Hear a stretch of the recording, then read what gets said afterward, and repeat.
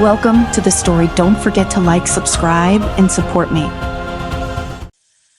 The sun was a ghost on the horizon, barely more than a pale disk behind thick clouds, as Nathan Cole led his team across the frozen wasteland.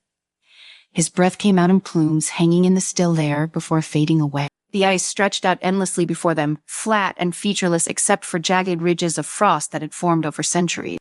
The world had been reduced to a battlefield of cold, and Nathan knew better than anyone how unforgiving this land could be.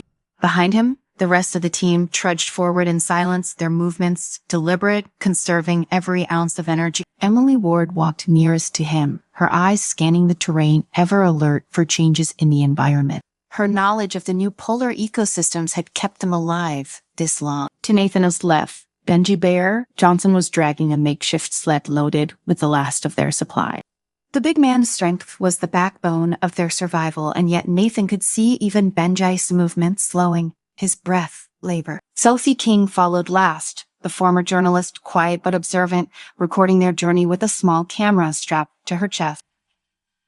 She had started as a chronicler, but now, like the rest of them, she was just trying to survive. The polar regions were the last untouched corners of Earth, the only places not ravished by the floods that had drowned the cities and the fires that had scorched the land. People had fled here in desperation, but few were prepared for what the polar wilderness held in store. Nathan and his team had been moving for days, guided by rumors of a hidden valley, a green zone deep within the ice, where life still clung on in defiance of the world's collapse. But with each passing day, the hope of finding it grew dimmer. "We'll need to stop soon," Nathan said, his voice muffled by the thick scarf wrapped around his face. He glanced back at Emily, who nodded in agreement. "Storm cell coming?" she said, pointing toward the distant horizon. Dark clouds were gathering, thick and ominous, signaling another blizzard. In the polar regions, the weather could change in an instant, and when it did, survival depended on finding shelter fast. Nathan scanned the landscape. There was nothing but ice and snow as far as the eye could see, but he knew the land well enough to recognize the subtle shifts in the terrain. "There," he said, pointing to a jagged rise in the distance. "That might be our best chance." The team adjusted their course and headed toward the rocky outcrop. As they neared, Nathan saw that it was the remnant of an ancient glacier, its ice slowly eroding away over centuries. A series of caves had been carved out by the wind and shifting ice, and with luck, one of them would provide enough cover from the storm. Benji grunted as he hauled the sled up the final rise, his breath heavy with exertion. "You sure this is the place, boss?" he asked, his voice strained. The wind had picked up, carrying with it the icy bite of the approaching blizzard. Nathan didn't answer immediately. Instead, he knelt by the mouth of one of the caves, inspecting the entrance. It was narrow but deep enough to shield them from the worst of the storm. "It'll have to do," he said finally, standing up and motioning for the others to follow him inside. They filed into the cave, Benji dragging the sled behind him. The temperature dropped further as they moved deeper into the ice, but at least here they were sheltered from the wind. Nathan set to work, helping Benji secure their gear, while Emily and Sophie unpacked the thermal blankets and emergency ration. The small space was cramped, but it would be enough to see them through the storm. "Everyone all right?" Nathan asked, his gaze sweeping over the group. They were all exhausted, and he could see it in their faces, the weariness that had settled in after days of trekking through the ice. But no one complained. Complaints didn't help anyone out here. "Good enough," Benji muttered, tearing open a pack of freeze-dried rations. "Better than being out there." Sophie sat down on a makeshift seat made from their packs and leaned back against the ice wall, her breath coming out in shallow puffs. "How much further do you think it is?" she asked, her voice quiet but steady. Nathan hesitated before answering. The truth was, he didn't know. The green zone they were searching for could be days away, or it could be a myth, a story told by desperate survivors clinging to the hope of finding a sanctuary. But Nathan couldn't allow doubt to creep into his voice. They needed something to believe in, something to push them forward. "We were close," he said. "We just have to get through this storm, then we'll keep moving." "The valley's Saratower. I can feel it." Emily glanced at him but said nothing. She knew better than anyone how thin their chances were, but like Nathan, she understood that hope was sometimes all they had. The wind outside began to howl, the sound of the storm closing in. Nathan moved to the entrance of the cave, pulling his scarf tighter around his face as he peered out into the swirling snow. Visibility was dropping fast, and soon they wouldn't be able to see more than a few feet in front of them. "Storm sight's gonna be bad," he muttered to himself. "We'll be stuck here for a while." As the others settled in, Nathan's thoughts started to turn to the future. They had been lucky so far, lucky to survive the collapse of the cities, lucky to make it this far into the polar wilderness. But luck was a fragile thing, and he knew it wouldn't last forever. Supplies were running low, and the further they went, the more dangerous the other survivors became. "Are you worried?" Sophie's voice pulled him from his thought. She had joined him near the entrance, her expression hard to read in the dim light of the cave. "Oh," as Nathan replied, "but we'll make it through this. We always do." She nodded, though her eyes betrayed the doubt that lingered beneath the surface. "I've been thinking about the other survivors we saw last week. Do you think we will run into more of them?" Nathan's jaw tightened. They had crossed paths with another group of survivors several days ago, armed, desperate, and not interested in sharing what little they had. The encounter had ended without violence, but it had been a close thing. Out here, survival meant defending what was yours, and trust was a rare commodity. "I hope not," Nathan said, though. He knew it was a lie. There were always others out here, lurking in the snow, waiting for a moment of weakness. The wind howled louder, and Sophie wrapped her arms around herself, shivering despite the layers of clothing. "You ever wonder if this green zone is even real?" she asked after a long pause. Nathan looked out into the storm, his thoughts racing. He wanted to believe it was real, wanted to believe that there was still a place untouched by the madness that had consumed the rest of the world. But deep down, he wasn't sure yet. "It has to be," he said softly, more to himself than to her. "It has to be." The storm raged for 2 days, the wind howling like a living thing outside their cave. Nathan and the others huddled together, conserving their energy and supplies as best they could. They took turns keeping watch, though there was little to see beyond the swirling snow. Time seemed to stretch out, each hour blending into the next, until Nathan couldn't tell day from night. On the third morning, the wind finally began to die down, and the world outside the cave grew eerily quiet. Nathan was the first to step out, his boots crunching in the fresh snow as he surveyed the landscape. The storm had left behind a smooth white expanse, the snow undisturbed and pristine as if the world had been wiped clean. "We should move," he said when the others joined him. "If we were lucky, the storm might have driven other groups away for a while." They packed up their gear quickly, working in silence. There was no time for conversation, no time for anything but the task at hand. The cold was biting, but they were used to it by now. It had become a constant companion, as familiar as the hunger gnawing at their belly. The journey resumed, the team moving steadily across the snow-covered wasteland. Hours passed in a blur of white, their progress marked only by the rhythmic crunch of their boots and the occasional gust of wind. Nathan kept his eyes on the horizon, searching for any sign of movement, any hint of danger. The ice was silent, but that didn't mean they were alone. By midday, they reached the edge of a frozen ridge, the landscape dropping away into a deep valley below.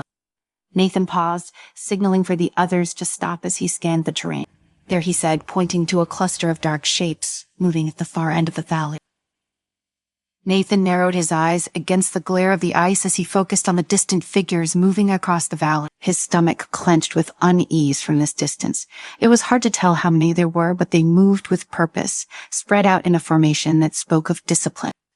These weren't just ragged survivors, this was an organized group. "Think they've seen us?" Benji asked, stepping up beside him and squinting into the distance. "Not yet," Nathan replied, keeping his voice low, "but they will soon enough. We need to keep our distance and find another way around." Emily joined them, her brow furrowed. "Could be scavengers, but I am not sure. We want to find out. They ain't got numbers, and we ain't got, well, not much." Nathan nodded, his mind already working through the option. The valley stretched out for miles, but the terrain wasn't forgiving. Their best bet was to stay out of sight and keep moving. But the thought of running into more survivors like these gnawed at him. "We'll skirt around the ridge," he said, his voice decisive. "It'll take longer, but it's safer. We can afford a confrontation, not with our supplies running this low." Sophie, who had been trailing behind, finally caught up, panting, slightly what's going on. "Company," Nathan said grimly. "We were gonna avoid them."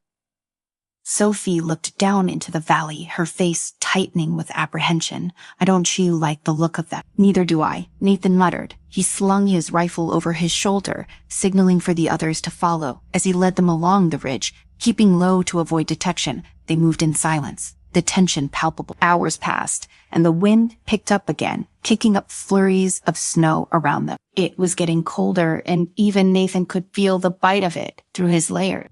Emily, usually stoic, was shivering despite the thermal gear. Benji grunted under the weight of the sled, his breath labored but steady. Sophie stayed close to Nathan, her eyes constantly scanning the landscape. As they moved along the ridge, Nathan couldn't shake the feeling that they were being watched. Every so often he would glance back, half expecting to see figures moving in the distance, but there was nothing, just the endless expanse of white. They reached a narrow pass that cut through a series of ice-covered cliffs.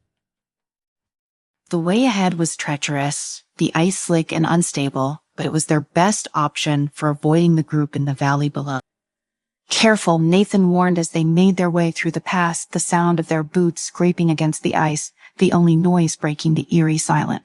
The narrow path wound through the cliffs, the walls towering over them, making Nathan feel as though they were walking into a trap. He kept his hand close to his rifle, ready for anything, but the pass remained eerily quiet. They had just reached the end of the pass when a sharp crack echoed through the air, followed by a low rumble. Nathan's heart leapt into his throat. "Move," he shouted, shoving Sophie forward as the ice above them began to collapse. The world exploded in a shower of ice and snow as the cliffside gave way, sending a cascade of debris crashing down toward them. Nathan threw himself to the ground, his arms shielding his head as chunks of ice pelted him. The ground shook beneath him, and for a moment, he thought the whole pass was going to come down. When the rumble finally subsided, Nathan lifted his head, coughing, as he pushed himself up from the snow.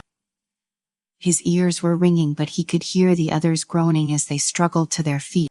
"Everyone all right?" he called out, his voice hoarse. Emily staggered up, brushing snow from her hair. "I am fine," she said, though her voice was shaky. That was too close. Benji was on his feet as well, his face grim, damn near buried dust. Sophie was sitting up, looking dazed but unhurt. "I am okay," she said, blinking rapidly. "What the hell was that?" Nathan scanned the cliffs above, his gut churning with unease. The collapse hadn't been natural. He'd seen enough avalanches in his time to know when something had triggered them. And this one had been too sudden, too deliberate. "We need to keep moving," he said, his voice hard. "We can't stay here." They gathered themselves quickly, but the collapse had shaken them all. Nathan felt the weight of the situation pressing down on him. Time was running out. They were low on supplies, surrounded by threats, and now it seemed like the environment itself was turning against them. As they continued through the pass, the wind howled through the cliffs, carrying with it an ominous sense of foreboding. Nathan kept his eyes on the path ahead, but his mind was racing. Whoever had triggered the avalanche was out there, watching them. And if they knew where Nathan's team was, they wouldn't be far behind. The path eventually opened up onto a plateau, and Nathan led them to the edge where they could look down into the next valley. The sight that greeted them was both awe-inspiring and terrifying. The valley below was vast, a sea of white stretching out for miles. But in the center, nestled against the base of a towering glacier, was what looked like a settlement, tents and structures made from ice and metal, smoke rising from several fires. And surrounding the settlement were more figures moving in organized patrol. "That must be it," Sophie whispered. "The green zone." Nathan wasn't so sure. The settlement looked more like a fortress than a sanctuary, and the people down there were too well armed for his liking. "We'll have to be careful," Nathan said, his voice tense. "That's not a place we can just walk into." "What do we do now?" Emily asked, her voice filled with uncertainty. Nathan stared down at the settlement, his mind working through the possibilities. They needed a place to rest, to regroup, but going down there would be a risk, one that could cost them everything. "We wait," Nathan said. "Finally, we watch. We see what we're dealing with before we make any decision." The team hunkered down behind a ridge, using the natural cover to stay hidden while they observed the settlement below. Hours passed, and the temperature dropped further, but Nathan kept his focus, watching the movements of the patrols, noting their pattern. There were more people down there than he'd expected, easily a couple hundred, maybe more.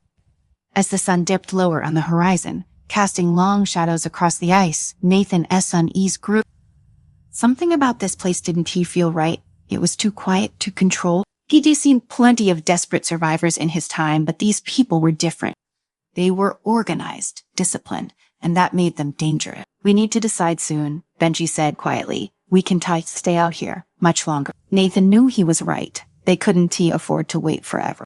But every instinct he had was telling him that going down there would be a mistake. Just as he was about to respond, a sharp sound cut through the air, the unmistakable crack of a gunshot. Nathan froze, his heart leaping into his throat. The shot had come from the valley below, and it wasn't too long before he saw movement, figures running, shouts echoing through the cold air. Something's happening, Emily said, her voice tight with tension. Nathan watched as the settlement below erupted into chaos. People were running in every direction, and more gunshots rang out sharp and violent. It was impossible to tell what had started the fight, but it was clear that things were spiraling out of control. We can use this, Nathan said, his mind racing. If they redistracted, we might be able to slip in, unnoticed. Emily looked at him, her eyes wide. Are you sure we don't know what's going on down there? Nathan nodded grimly. We only have a choice. If we stay out here, we will freeze. If we were going to survive, we need to take a chance. Benji and Sophie exchanged a look, but neither of them argued. They all knew what was at stake. All right, Nathan said, his voice firm. We move fast, stay low, and stick together. They descended the ridge, moving quickly but carefully, the sounds of gunfire still echoing in the distance. As they approached the outskirts of the settlement, Nathan's pulse quickened. This was it. There was no turning back now. They slipped into the shadows, using the chaos to their advantage as they moved deeper into the settlement. The smell of smoke and blood filled the air, and Nathan's senses were on high alert, every muscle in his body tensed and ready. And then, just as they reached the edge of a large tent, Nathan saw them, armed men moving through the streets, their faces hard and cold. They were hunting. Nathan signaled for the others to stop, his heart pounding in his chest. The green zone wasn't a sanctuary, it was a war zone.